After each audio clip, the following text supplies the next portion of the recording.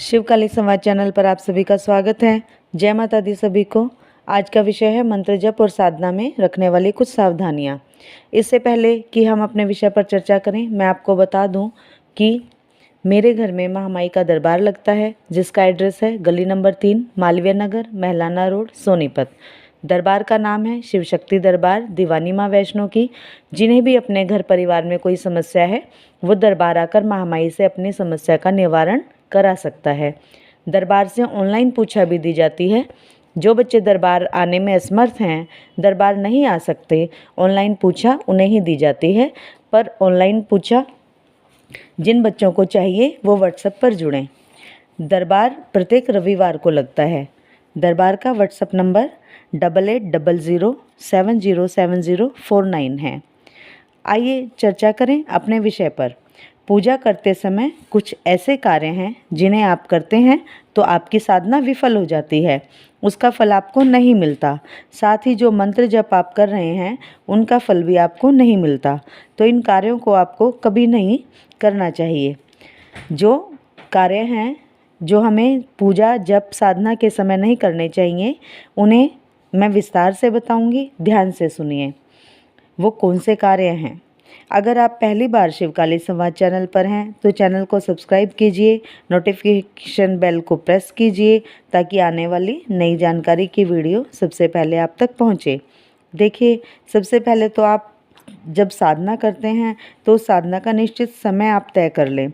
जैसे कि पूर्णिमा, अमावस्या है, अगर बिना किसी मुहूर्त के, बिना किसी विशेष तिथि या दिन के आप कोई साधना करते हैं तो उसमें चांस होते हैं, बहुत कम चांस होते हैं कि आपको सफलता मिलती है।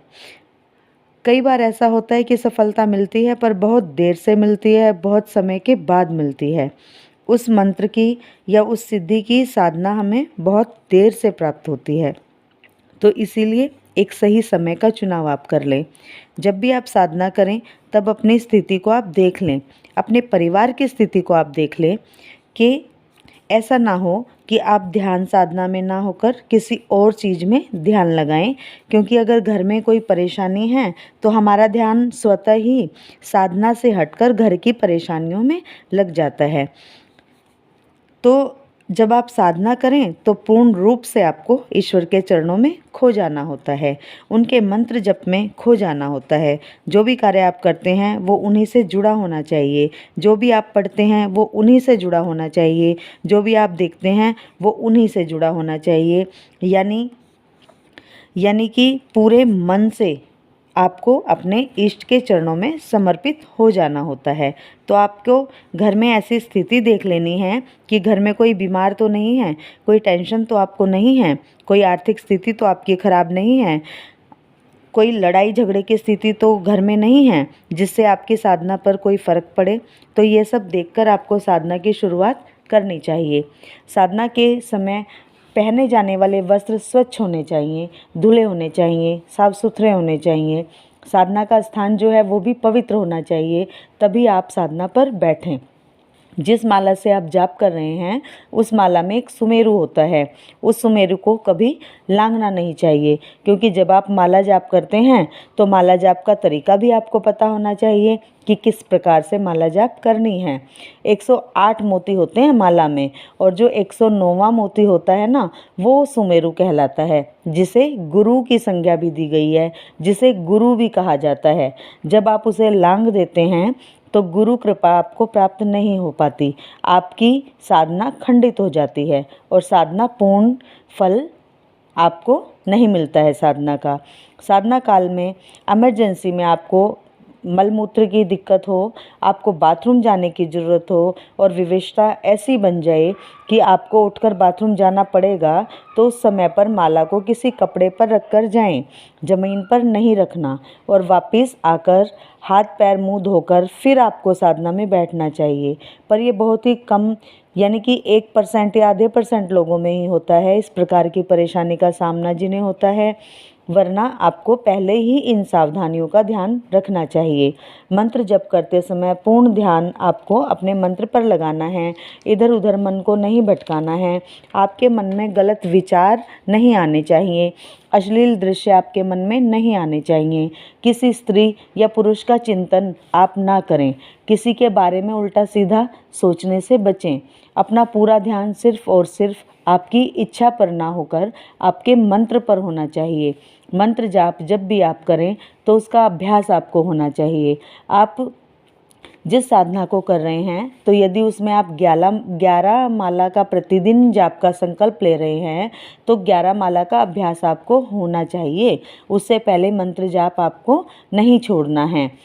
और ऐसा भी ना हो कि आज आपने 11 माला कर ली हैं, कल 3 कर ली, फिर अगले दिन फिर 11 माला कर ली और अगले दिन फिर 7 कर ली। ऐसा नहीं होना चाहिए। निरंतरता जरूरी है।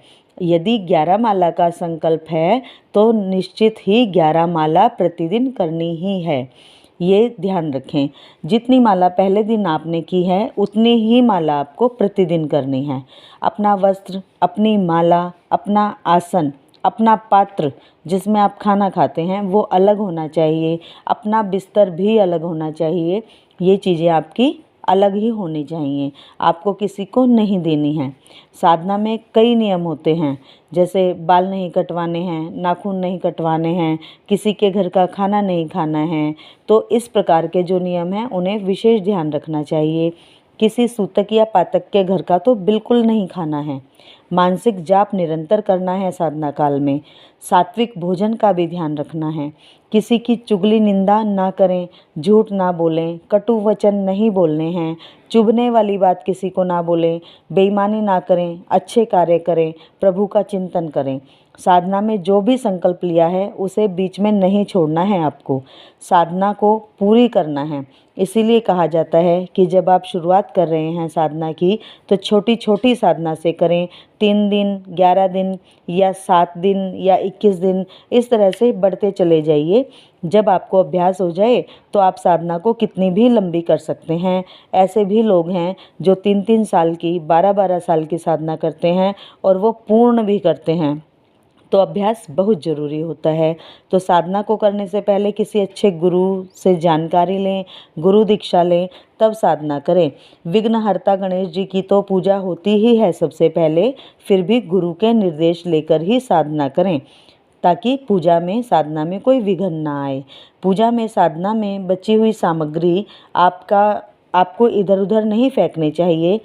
किसी नदी में या किसी मंदिर में विसर्जित करनी चाहिए। कोई चावल है या कोई भोजन है जो बच गया है साधना के दौरान, वो पशु पक्षियों को डालना चाहिए। अगर मिठाई बच गई है तो वो बच्चों को बांट देनी चाहिए प्रसाद के रूप में। और फल और जल, फल या और कुछ भी अन्य खाने पीने का सामान यदि बच गया है तो वो भी बच्चों में वितरित कर दें प्रसाद के रूप में। जल हमने पूजा में जो रखा है वो बचा है, वो हम भगवान सूर्य को अर्पित करेंगे। साधना के समय में अपने मन को स्थिर और शांत रखना बहुत ज़रूरी है। अपने इष्ट देव भगवान के चरणों में मन लगाकर रखना बहुत ज़रूरी है। और ये विश्वास रखना भी बहुत ज़रूरी है कि आप जो कर रहे हैं, आप जो भी कर रहे हैं, वो आपके इष्ट देव सब देख रहे हैं, सुन रहे हैं और आप पर अपनी कृपा को कर रहे हैं। साधना में जो भी अनुभव आपको होते हैं, जैसे कि सुगंध आना, प्रकाश दिखना या फिर आगे पीछे कोई हो ऐसा महसूस होना या कोई स्पर्श कर रहा है ऐसा महसूस होना, ये सभी अनुभव आपको किसी को भी नहीं बताने हैं, किसी को भी नहीं बताने हैं। आपको सिर्फ़ और सिर्फ अपने गुरु को ही ये सब बताना है। क्योंकि जब आप गुरु को बताएंगे तो गुरु आपको सही दिशा दिखाएंगे, आपका ध्यान नहीं भटकने देंगे और वो आपको बताएंगे कि अब आपको क्या करना है। तो ये सभी जो मैंने आपको बताए हैं, इन सभी कार्यों को आपको करना है जिससे आपकी साधना पूर्ण हो, आपका मंत्र सिद्ध हो और आपको आपकी साधना का पूरा फल प्राप्त हो। मुझे आशा है आपको ये जानकारी पसंद आई होगी। वीडियो को लाइक करें, शेयर करें, कमेंट्स ज़रूर करें। आपके लाइक और कमेंट से मुझे प्रोत्साहन मिलता है नई वीडियोस बनाने का। तो जय माता दी सभी को। मिलते हैं अपनी अगली वीडियो में एक नई जानकारी के साथ। तब तक के लिए जय शिव शक्ति, जय महाकाल, जय महाकाल।